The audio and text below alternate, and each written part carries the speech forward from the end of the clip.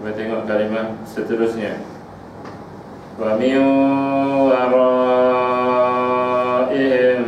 barzakhun ila yaumi yub'atsun. Jadi tadi dia minta hidup balik, Allah kata tak dapat. Dia minta, bolehlah minta, tapi cakap setakat boleh minta je lah. Hanya tu, Allah tak akan berkenankan.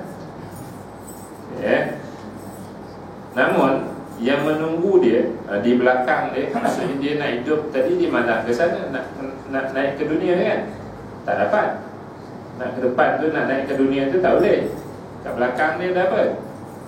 Wa min waraihim, dari belakang mereka barzakhun. Barzakhun ni tu kan macam ni, kat sebelah kapet ni, hijau ni dunia, balik sana tu akhirat. Jadi dia ada pemisah ni. Sebab tu separuh terjemah dia kata dinding. Itu barzakhun. Barzakhun ni dinding antara dunia dan akhirat. Jadi barzakhun ni, orang Melayu pun kata alam barzakh kan. Jadi tak payahlah tengok terjemah Melayu, dah faham lah alam barzakh. Ini kalimah barzakh dalam Quran. Alam barzakh. Alam barzakh ni berapa lama tuan-tuan? Ila, sehingga yaumi, hari yub'atsun, dibangkitkan semula. Maksudnya kalau hari kiamat berlaku 1000 tahun lagi, katalah macam kan, kita mati esok, 1000 tahun kita dalam alam barzakh tu. Yang kalau silap cerita orang yang terpaksa mohon hidup balik ni, pahalanya tak cukup, dia punya tulang rusuk tu bersilap, kena himpit dalam kubur tu 1000 tahun. Campur pula bendukan mungkar nakir, campur pula datang mula, campur pula datang betul kala jengking, plus tu, busuk lagi, gelap lagi tu, selama berapa tahun? 1000 tahun. Yang dia duk melayan tadi, awal tadi dia duk melayan nafsu makan tu, dia melayan nafsu pemalas nak ada Quran ni 70 tahun je kan. 70 tahun je dia syok kat dunia ni. Dia melayan tadi tu 70 tahun je dia nikmat hidup kat dunia ni. Dia kena beduk, kena himpit, gelap, busuk, macam-macam kena sengat tu 1000 tahun. Tak campur lagi di akhirat. Jadi berbaloi tak? Berbaloi tak melayan sampai syak tu, malas asyik nak santai, baloi tak? Bila fikir elok tak balik lah. Bila tak fikir, dia berbalik. Bila tak fikir, itu dia melepak. Bila fikir balik, Allah 1000 tahun aku mampus kena himpit, mampus kena sengat, mampus kena beduk. Tak apalah kot, penat-penat aku pun aku ambil wuduk juga, aku ngadap kiblat, pegang rehal juga. Buka Quran, A'udzubillah, surah yang sunat-sunat kita amalkan ni, susah-susah pun kita lawan juga lah. Yang nafsu nak melayan malas tadi tu kita lawan. Jadi kita tumbuhkan kelab hafazan. Bukan budak-budak ni, yang dewasa punya ni. Tak bantuan untuk kerja nak apa surah Kahfi ni kan, tak bantuan. Betul, tolong tasmik kami ni. Boleh lah. Okey. Jadi alam barzakh ni lama. Selagi tak kiamat kan. Atom kita yang 7 atas tu, ayah atom 7 atas tu, dah berapa lama alam barzakh? Kalau dia hidup dulu asyik nyambung ayam, ada je kenduri 3 hari 3 malam dia bersembang kat mawan tu. Kita tahulah siapa atuk-atuk kita kan. Sebab tu doa untuk ibu bapa kita kena terlalu banyak-banyak kita kena bekal kan. Kalau bapa kita tu tok guru, nulis buku, nulis kitab, mengajar orang ramailah yang tolong doakan wali masyaikhina, untuk guru-guru kami kan. Tapi kalau ayah itu jenis kedai kopi sejam setengah, aduh, pergi cari petai kan, makan, tu kena doanya ni. Sebab dia sedang menunggu bekalan di dalam kubur dia. Kalau tak sampai daripada anak dia susah. Daripada imam tu diperselisihkan pendapat, sampai tak sampai. Yang mutlak sampai daripada siapa? daripada anak. Anak asyik numpang doa imamnya pula. Habis cerita. Kan? Sambil imam doa, anak berangan macam-macam. Min, jatuh tangan dia. Min. Habis melepas mak ayah kita. Okey. Sebab tu tuan-tuan, bila tuan-tuan masbuk kan, lambat bagi salam tu, imam dah berdoa setengah, jangan sampuk penuh doa imam tu. Sebab confirm dah doa ibu bapa imam tu dah baca. Sebab biasanya orang akan baca awal-awal doa untuk ibu bapa ni.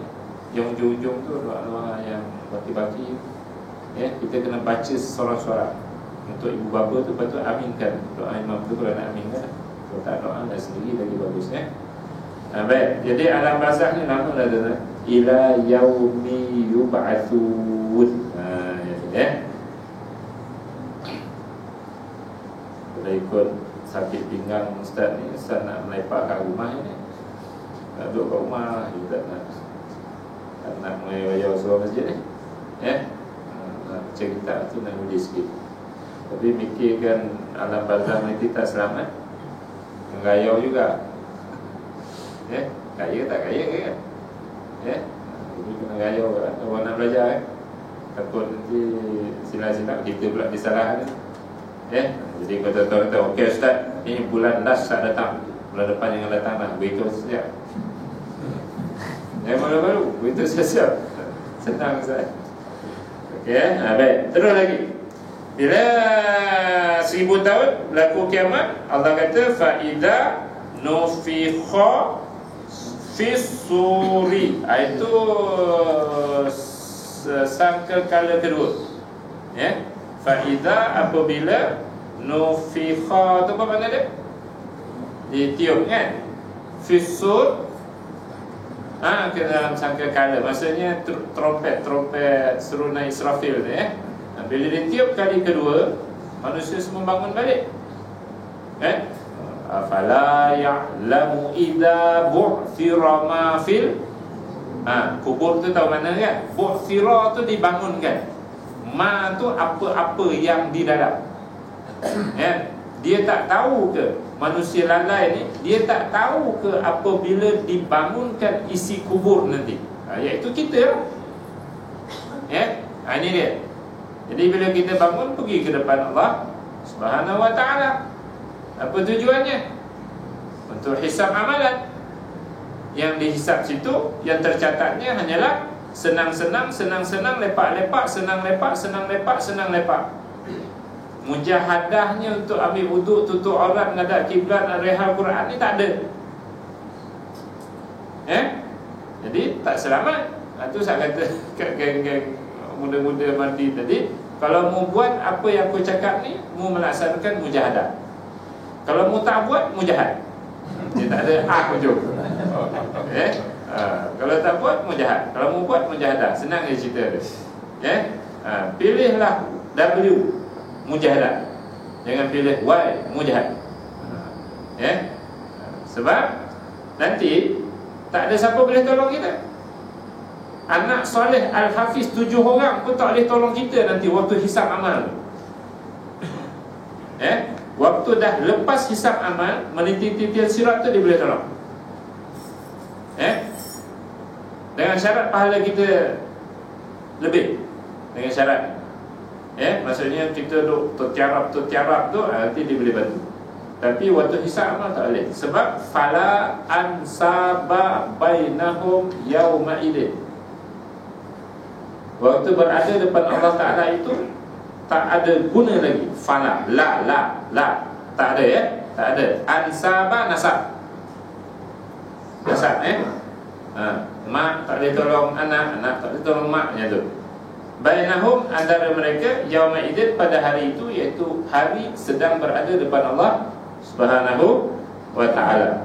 Dan anak juga takkan tanya khabar, macam mana mak cukup tak pahala. Sebab Allah kata wala yatasaalun. Ada dua tafsir. Satu, dia tak akan bertanya khabar. Dua, tak boleh meminta tolong daripada orang lain. Malah pada masa tu anak cabut lari pada mak ayah. mak ayah pun cabut lari pada anak juga. Pernah dengar tak apa Tuan Imam kita baca abasa wa tawalla dalam subuh? Kat ujung tu ada sebut fa idza ja'atis sakhah yauma yafirrul mar'u min akhi wa ummihi wa abi wa sahibatihi wa bani. Apa makna dia tuan-tuan? Fa idza, apabila ja'a datang as-sakhah tu ni hari kiamat ni, kumpul depan Allah Ta'ala. Mana masa tu di mahsyar tu, yauma adalah hari di mahsyar itu, yafirru tu lari, al-mar'u dari seseorang, min akhihi daripada adik-beradik dia, wa ummihi daripada maknya, wa abihi daripada bapaknya, wa sahibatihi daripada isterinya, wa banihi daripada anak-anak dia. Semua dia cabut lagi. Tentu sebab apa dia cabut lagi? Sebab those people yang Allah sebut itu, anak adik-beradik itu datang kat dia untuk minta pahala. Sebab pahala tak cukup. Pahala dia tak cukup. Isteri datang kat suami dia, tanya, bang, dulu saya kat dunia ni siapa ni bagi abang ni? Dia akan kenal nanti di mahsyar dan akan bertemu. Abang dia kata, kau isteri aku yang baik dah. Aku suruh make up, kau make up. Aku suruh pakai surajin untuk jalan kat supermarket, kau pakai. Kau ikut je cakap aku. Maka suami kata, kalau macam tu, saya dah banyak jasa kat abang kat dunia dulu, maka sekarang saya minta satu pahala daripada abang. Satu je dia minta. Ini hadis dia banyak. Satu je dia minta. Abang dia jawab, oh, kau nak satu je? Oh, senang sangat lah tu, kecil sangat tu. Tapi aku takut kalau aku bagi kau satu ni, aku pula jadi macam kau. Masa tu suami dia cabut lagi, anak pun cabut lagi, mak ayah pun cabut lagi. Semua macam tu keadaan. Itu maksud fala ansa babainahum yauma idzin wala yatasaalun. Tak ada siapa boleh tolong kita. Sebab tu kalau isteri ajak makan hari jatuh-jatuh hari sunat puasa tu, cakap kat dia, bye-bye, bab lain aku boleh tolong kau, tapi bab nak korban, aku nak amal soleh ni tak payah. Kau pergi makan seorang-seorang, aku nak puasa.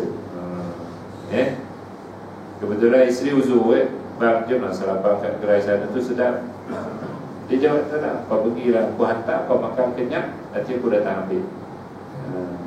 Aku nak puasa. Nanti aku minta pahala kau pun cabut lagi pada aku. Isteri yang kecil-kecil, sebab tu Quran sebut. Boleh tu ya nak Ustaz, pujuk pergi mandi air sungai, mandi sungai hari Senin cuti. Kita lah cuti kan, dia cuti sekolah, jadi kita ambil cuti. Apa, cabut, ajak pergi mandi sungai kan. Dia kata, boleh, mandi sungai sama-sama boleh, tapi nak bakar ayam sama-sama tak boleh. Baba nak bakar, baba makan lah. Saya nak puasa je, sebab nanti tak boleh nak tolong. Cancel, tak jadi lagi mandi sungai, bakar puasa mereka. Jadi oleh kerana tak ada tolong-menolong, lalu kita pun, Allah pun timbanglah amalan kita kan, jumlahkan amalan kita. Maka terhasil dua golongan. Golongan mana kita masuk? Yang pertama, faman, orang, sesiapa, thaqulat, berat, mawazinuhu, timbangan pahalanya. Senang nak faham kan? Timbangan pahalanya, maksudnya pahalanya berat. Sebab pahalanya berat? Ialah semua peluang untuk buat amal soleh tadi direbut, dibuat. Dia tak ada tangguh. Dia bukan hanya tahu je dalam otak dia, tak. Dia buat. Fa'ulaika, maka mereka itulah hum, mereka itu juga al-muflihun, orang yang beruntung, berjaya. Tuan-tuan jadi kalau orang reporter tanya nanti, apa makna berjaya bagi tuan? Jawablah, makna bagi saya makna berjaya ialah faman taqulat mawazinuhu. Itu jawapannya.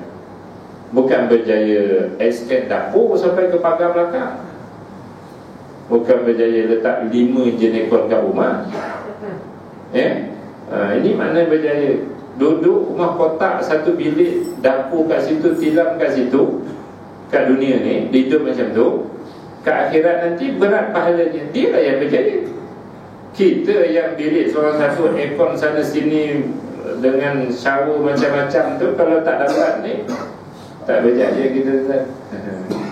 This is the real meaning of successful. Di sisi Allah Subhanahu Wa Taala.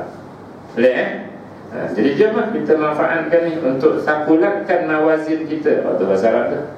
Untuk sakulatkan mawazin kita, jom kita guna Rajab Syaban ni lah. Ramadan kau dah tuan-tuan guna itu pun nak pesan juga nanti bila nak masuk Ramadan. Okey. Jadi berjayalah kita insya-Allah. Geng kedua yang menangguh ni. Soal minggu depan, bulan depan, tahun depan. Geng yang menangguh ni dia akan masuk waman khaffas. Khaffas tu maksudnya ringan pula pahala dia. Mawazin tu pahala kebaikan dia. Ringan, dia siap menangguh. Yang lain tak pernah tangguh. Siap bertunggu. Final JDT lawan Pahang, siap bertunggu. Tak pernah tangguh. Yang soleh-soleh ni, amal-amal soleh ni, nasib menangguh. Takkan ni nasib dia.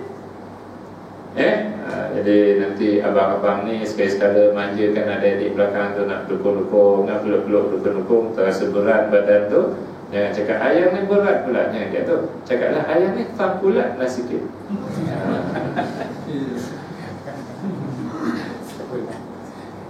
Nanti bila ayam ni baca Quran, dia tu ingat abang ni cakap tangkulat tadi kan. Oh berat lah, walaupun Quran yang ni tak ada terjemahan ni kan. Dia ingat. Itu cara nak didik ayam ni faham Quran kan. Dia rajin puasa pula, dukung-dukung dia ingat sikit. Ayam dah khafat sikit kan. Baik. Orang yang ringan timbangan pahalanya ni siapa punca? Siapa punca? Allah kata faulaika, mereka itulah alladzina yang khasiru, merugikan anfusahum, diri mereka. Mana ada orang lain punca? Dialah punca. Lalu bapak pun jawab, tak Ustaz, ini kerajaan ni pasal lah ni, RTM punya pasal ni, Astro punya pasal ni, buat benda melalaikan ni sampai anak remaja saya tak ada baca Quran malam-malam ni. Dia salahkan sana. Ya betul, yang salah tu tak salah lah, tapi dia hanya suapkan. Yang buka mulut anak tu siapa? Dia fikir level dia suapkan, benda-benda melalai ni dia suapkan. Yang membuka mulut anak kita untuk dia makan tu siapa? Kan? Siapa yang menjadikan peti yang ada gambar-gambar tu? Anfusahum. Betul? Siapa yang masukkan piring bulat-bulat tu? Anfusahum. Faham dah tu, okey lah. Itu yang saya sebut tu. Jadi siapa yang tak ada amal soleh, tak cukup, bukan tak ada, tak cukupnya Yasin, tahlil tu okey lah tu amal soleh tu tapi tak cukup. Sebab lalainya lama. Kita gali lubang ni dulu. Lubang maksudnya dosa-dosa ni banyak sejak umur 14 tahun dulu. Yang kita mula nak kambus ni umur kita berapa? Itu kena fikir tu. Kita mula menggali lubang tu dulu, kong satu-satu kita gali itu sejak umur akhir balik 14 tahun. Dengan lari daripada mak, dengan kasar dengan mak macam-macam mak yang kita dulu kan. Kita mula kampus tu umur berapa tahun? Sebab tu jangan ikut perangai imam muda-muda yang solat laju tak, mirip pun tak buat. Jangan ikut perangai dia sebab dia tak ada dosa. Dia ngapal Quran sejak umur 10 tahun. Lidah dia tu asyik Quran yang bagi petang siang malam. Dia tak ada gali lubang. Boleh faham tak gali lubang kampus ni? Yang kita ni, termasuk orang cakap ni lah, banyak lubang kita gali. Boleh ke tak wirid?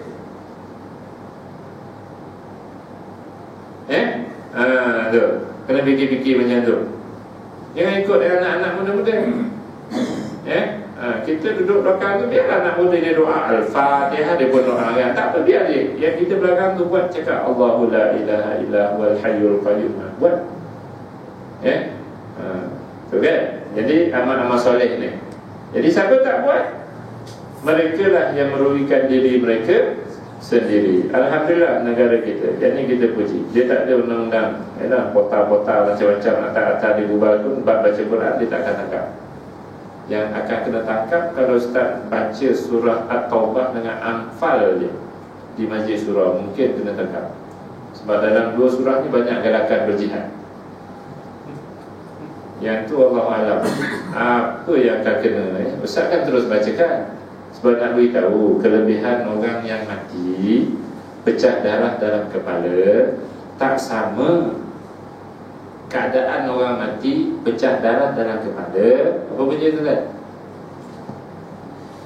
Pecah darah dalam kepala apa punca? Darah tinggi, stroke kan? Tak sama dengan orang yang pecah kepala keluar darah. Dalam memperjuangkan agama Allah Ta'ala tak sama. Jadi bacalah ayat-ayat jihad ni. Jadi menggalakkan penganas pula. Sudah. Tak apalah, kalau itu dah nasib ustaz-ustaz, ustaz rela lah kena masuk, kena tahan tanpa bicara. Kalau tak, siapa nak baca pula ayat-ayat tu nanti tersuruh pula Al-Quran ni kan. Yang tu saya rela. Itu namanya mujahadah. Kalau ustaz bacakan tu mujahad. Baik, jadi tuan-tuan, tak ada siapa yang halang kita, negara kita untuk buat amal soleh. InsyaAllah ya, baca Quran tak ada orang nak halang, puasa sunat tak ada siapa nak halang. Agak-agak siapa yang akan menghalang kita puasa sunat tu? Tu yang 97, 98 tadi. Itu yang mula ayat tu. Siapa yang bisik? Tak apalah, tunggu Syaban lah. Siapa yang bisik? Pandai lah. Jadi bolehlah jadi ahli panel Forum Perdana Ehwal Islam. Sebab ada ustaz dah mengajuk tak nak jadi panel kan. Bolehlah tuan-tuan ganti kan. Sebab dah tahu lah. Jadi Quran mudah lah faham kan. Baik, kat mana letaknya orang, duduknya orang yang pahalanya ringan, dosanya berat? Fi jahannam. Di dalam neraka jahanam. Khalidun untuk orang kafir dengan orang munafik. Khalidun kekal abadi itu untuk orang kafir, untuk munafik. Untuk orang yang mati la ilaha illallah, dia tak kekal. Lambat laun dia akan masuk syurga juga. Okey. Jika muka kita kat dunia ni licin tak? Tak ada lubang sikit pun. Dulu ada jerawat sikit, bila tampal tu jadi licin. Tapi dalam neraka tu tarfahu wujuhahum an-naru. An-naru tu jadi pembuat, pelaku kepada talfahu. Asal ayatnya tarfahun naru wujuhahum. Macam tu susunan Tapi bahasa Arab ni, bahasa Quran ni kan canggih. Sampai sastrawan Arab pun pening fikir ini bukan kalam manusia. Jadi disusun talfahu wujuhahumun naru. Jadi apa jadi dengan mukanya kak? Bakar. Bila dah dibakar, wahum fiha kalihun. Apa maksud kalihun tu? Dah bodoh. Jadi tak apa jerawat batu kat dunia, berlubang-lubang muka, tak apa. Lalu tak adalah lelaki yang nak kahwin dengan dia sebab teruk sangat muka dia. Tak apa. Muka tumbuh bulu hitam, tak ada, tak apa. Dia tak ada ciri masuk neraka muka hodoh, tak ada. Tapi muka cantik kat sini, dalam neraka cirinya hodoh ada. Kalihun. Jadi inilah peringatan Allah Ta'ala. So Ustaz KIV ke baca tadi sebab nak masuk Rajab. Jadi ini peringatan Allah Ta'ala. Jom kita kongsi dengan kawan-kawan lain yang tak datang, yang tak ada WhatsApp tak gambar ni, syarah sikit, sign semua poin-poin yang saya sebut tadi tu, supaya jangan kita bertabuh lagi. Jangan kita bertangguh lagi untuk kita penuhkan Rajab Sya'ban. Surau masjid sekarang ni dia siap WhatsApp, siap telefon. Ustaz, Rajab Sya'ban jangan nak buat undang-undang Ramadan ya. Betul tak apa maksud kawan-kawan kita? Dia Melayu ni, Ustaz, Rajab Sya'ban jangan buat undang-undang Ramadan. Ada sebab Ustaz buat undang-undang Ramadan, no tazkirah, no kuliah subuh, no kuliah maghrib, no jadi jemputan jadi imam. Walaupun nuzul Quran, no jemputan. Sebab Ustaz nak fokus untuk buat sendiri punya. Rajab Sya'ban tak tolong lagi lah. Dia cuma ni jatuh-jatuh yang puasa-puasa sunat tu, surau masjid kena sensitif lah. Tak payahlah saya akan sarapan kan. Kalau tak nanti sunat pula usah buka. Tak buka tak apa pahala pula sunat kan. Allah Allah, betul-betul benar rijal lah. Dalam ayat ni setengah muka surat ni okey. Ini ayat 103.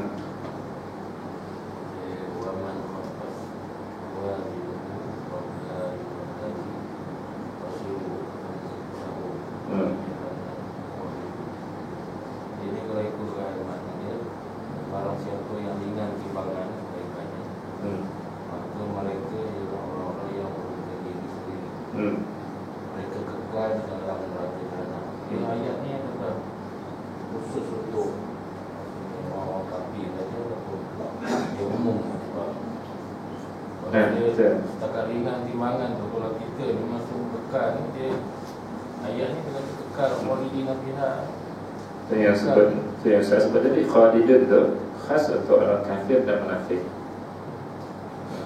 Orang yang mati atas la ilaha illallah, dia tak kekal. Ayat ni sebenarnya turun kepada orang kafir ni di Mekah ni. Dia tak pilih untuk masuk Islam. Tapi kita nak guna ayat ni sebagai pengajaran kepada kita supaya jangan bertambah-bertambah beramal. Jadi khalidun tu khas untuk kafir dan munafik. Orang Islam mati, pahalanya sikit, dosanya banyak, dia akan ke dalam neraka dulu. Lama kelamaan dia akan ke syurga. Okey. Cuba tengok nombor yang saya sebut ni. Dia ada 1000 pahala, dia ada 1001 dosa. Ke mana dia? Neraka. Dia ada 1000 dosa, dia ada 1001 pahala. Dia kena masuk neraka tak? Tak. Dia terus masuk syurga. Yang 1000 pahala dia tu Allah tukar jadi yang 1000 dosa dia tadi Allah tukar jadi pahala. So our mission here, my brothers, is to make sure our reward more than our punishment. This is our mission here. If people ask to us, what your mission here? Not answer with I will make sure I can collect 4 million before I pass away. No, don't answer like that.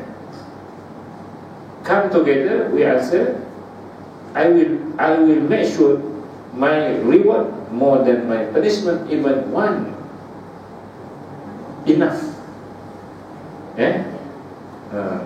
Wa man istawat, dan siapa pula 1000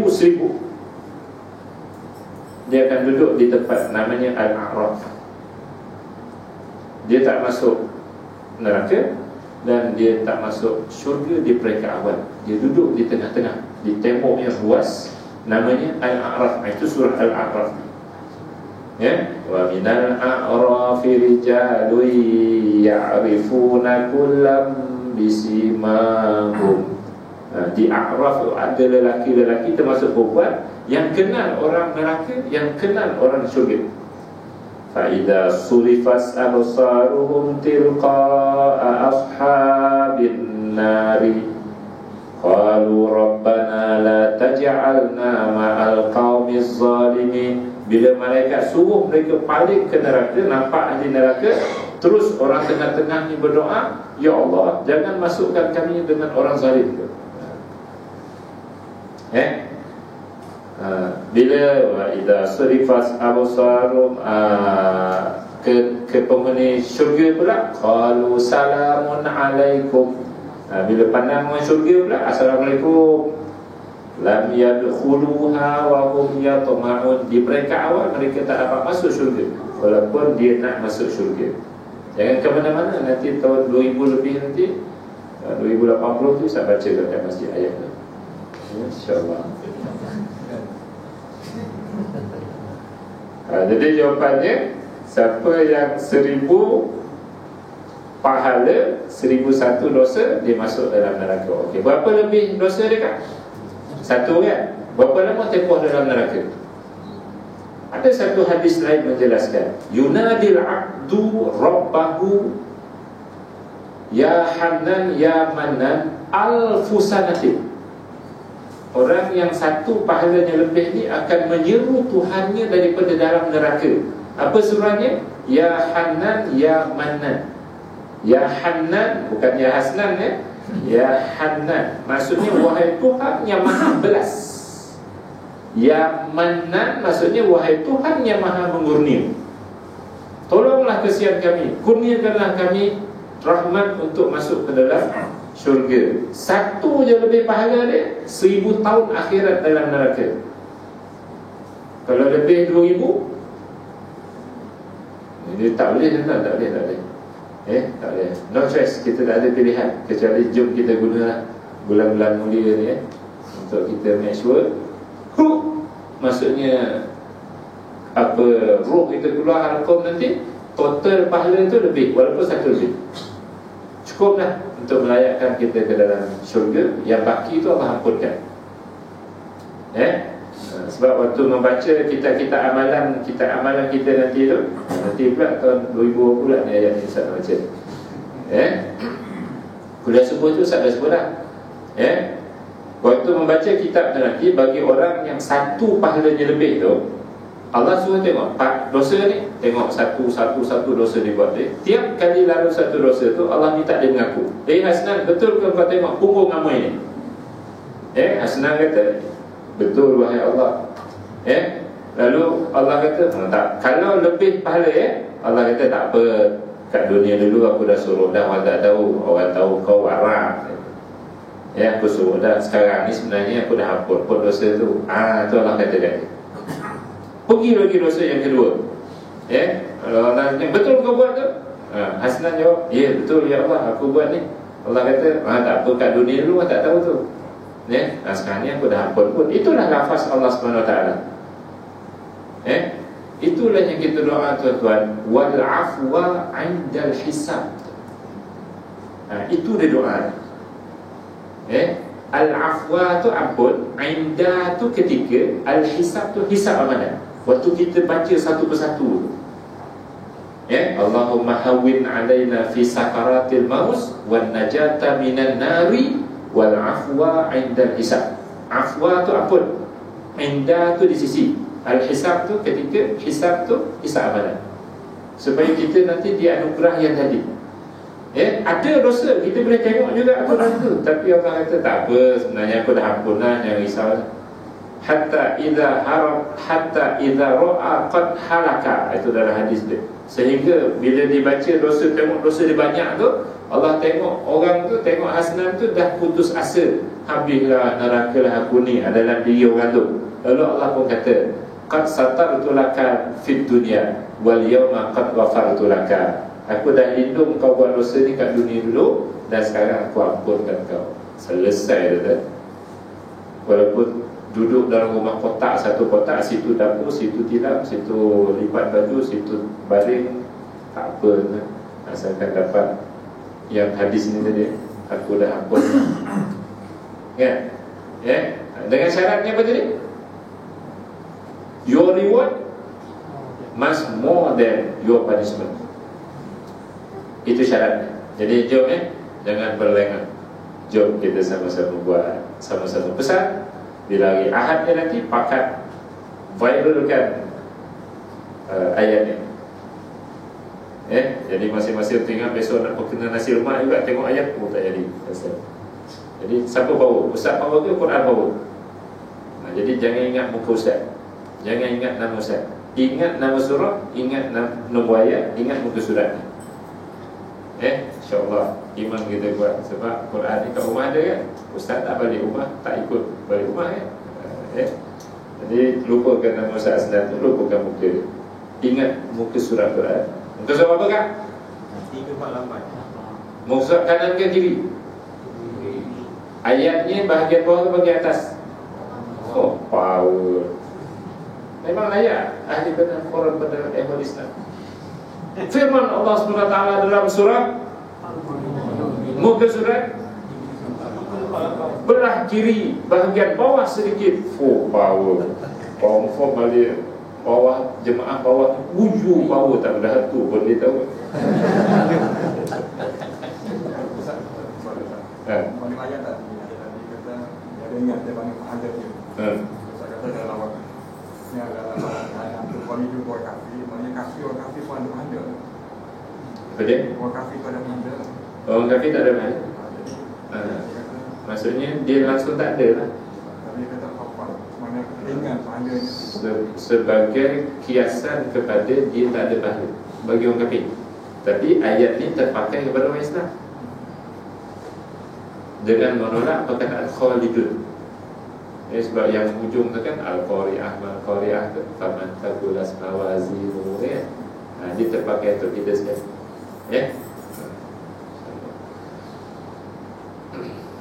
Macam itulah powernya Quran. Tapi bila saya tengok kalian jauh daripada Quran, yang itu saya risau. Sebab Ustaz duk bayang filem sahabat-sahabat dulu.